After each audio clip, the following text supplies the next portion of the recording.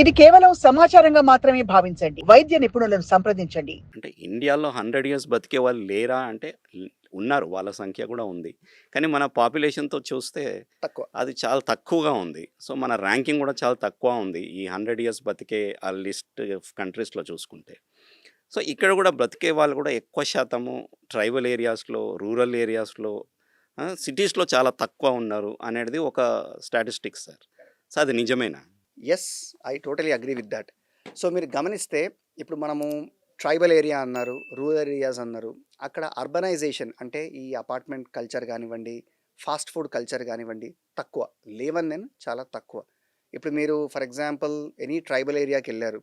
వాళ్ళు తినే food versus సిటీలో ఉండి ఇంత బాగా మంచి సిటీలో ఉండి మనం తినే ఫుడ్ ఎంత తేడా ఉందో మనం చూస్తేనే తెలిసిపోతుంది మనకి. And simple things like pollution levels, air pollution కానివ్వండి, వాటర్ పొల్యూషన్ కానివ్వండి, ఫుడ్లో పొల్యూషన్ కానివ్వండి డెఫినెట్గా అక్కడ తక్కువ. అండ్ వాళ్ళు తినే హోల్ ఫుడ్ అంటే ప్రాసెస్ ఫుడ్ ఏమీ లేదు వాళ్ళ దగ్గర. ఏదైతే అవైలబుల్ ఉందో అదే తింటున్నారు. And that is definitely not contaminated and not with any fertilisers. Organic food ఎక్కువ తింటున్నారు. అండ్ పొల్యూషన్ లెవెల్స్ తక్కువగా ఉన్నాయి వీళ్ళల్లో. సో డెఫినెట్గా they will have a healthy life. Of course కొన్ని ట్రీటబుల్ కండిషన్స్కి హెల్త్ ఫెసిలిటీకి దూరంగా ఉంటారు కాబట్టి అక్కడ ఇబ్బంది పడతారు తప్ప ఓవరాల్గా చూసుకుంటే రూరల్ పాపులేషన్స్లో కానివ్వండి, ట్రైబల్ పాపులేషన్స్లో కానివ్వండి మనకొచ్చే ఈ లైఫ్ స్టైల్ డిజీజెస్ శాతం తక్కువ. సార్ అంటే ఇప్పుడు మనం చూసుకున్నట్టయితే ఇండియాలో అంటే ఎక్కువ మనకు వచ్చే వ్యాధులు ఇవన్నీ చూసుకుంటుంటే అంటే బాగా లాంగ్ స్టాండింగ్ ఉన్న వ్యాధుల వల్లనే మనకు ఈ 100 ఇయర్స్ వరకు బ్రతికే పరిస్థితి లేదంటారా? సి అలా అనడం కూడా అంటే నేను డిసగ్రీ కానీ మీతో. But at the same time ఇప్పుడు ఇండియాలో మీరు గమనిస్తే గత పాస్ట్ 30 to 40 ఇయర్స్లో మన గ్రోత్ అంటే ఇండస్ట్రియల్ గ్రోత్ కానివ్వండి, ఎకనామిక్ గ్రోత్ కానివ్వండి చాలా బాగుంది. కానీ ఈ ర్యాంపెంట్ అర్బనైజేషన్ వల్ల కొన్ని ఇబ్బందులు ఎదుర్కోవాల్సి వస్తుంది.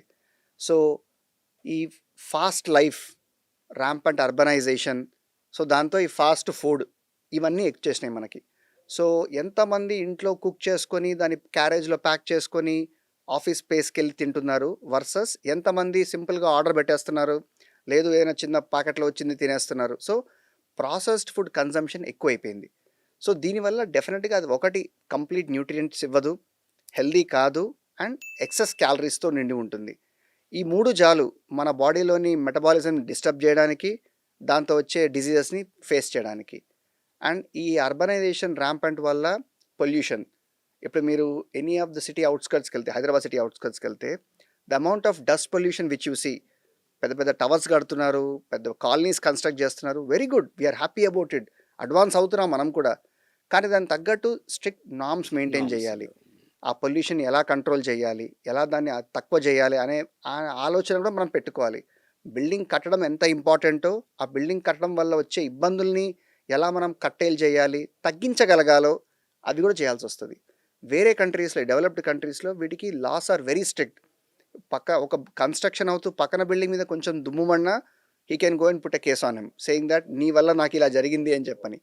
అంత స్ట్రిక్ట్ మెయింటైన్ చేస్తున్నారు. సో మనకున్న ఒకటి, మనము ఈ సౌత్ ఏషియా రీజన్కి చెందిన వాళ్ళం. మనం జెనెటికల్లే మనకి షుగరు, బీపీ, లావుగా ఉండడం, ఒబేసిటీ అనేది మన జీన్లో ఉంది. అది దానికి తోడు మన rampant urbanization, fast food, fast life అన్నీ కలిపి మనకి క్రానిక్ డిజీజ్ ఎక్కువ రావడము, దానివల్ల లాంగివిటీ తగ్గిపోవడము, లైఫ్ స్పాన్ తగ్గిపోవడము జరుగుతుంది. Okay sir. Sir coming to world health day. So world health day theme ఈసారి together with health stand for science. So health చాలా అవసరము. హెల్తీగా ఉండడానికి కొద్దిపాటి సైన్స్ అండ్ మెడిసిన్ ఇవన్నీ కూడా లింక్ అయి ఉన్నాయి. ఎస్.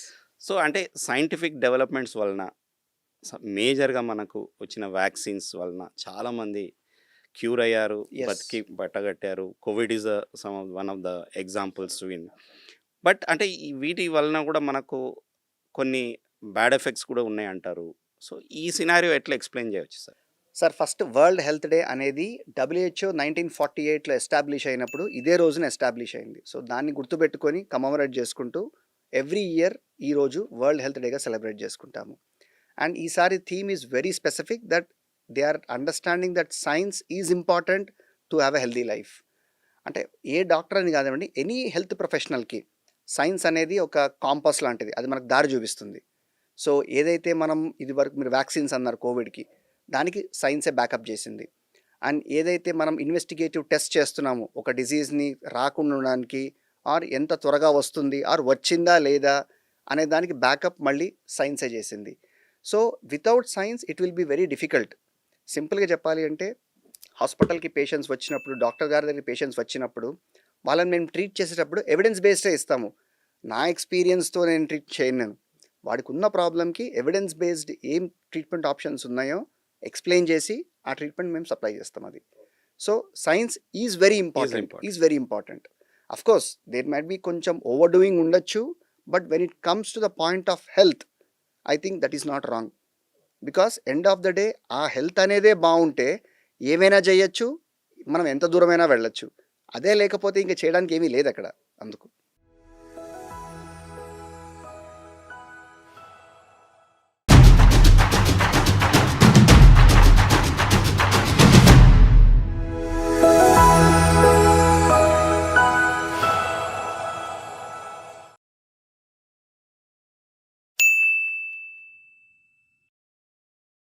సాక్షి టీవీ ప్రసారాలను నిలిపివేయటం చట్టరీత్యా నేరం. సాక్షి టీవీ ప్రసారాల కోసం మీ స్థానిక కేబుల్ ఆపరేటర్ను వెంటనే సంప్రదించండి.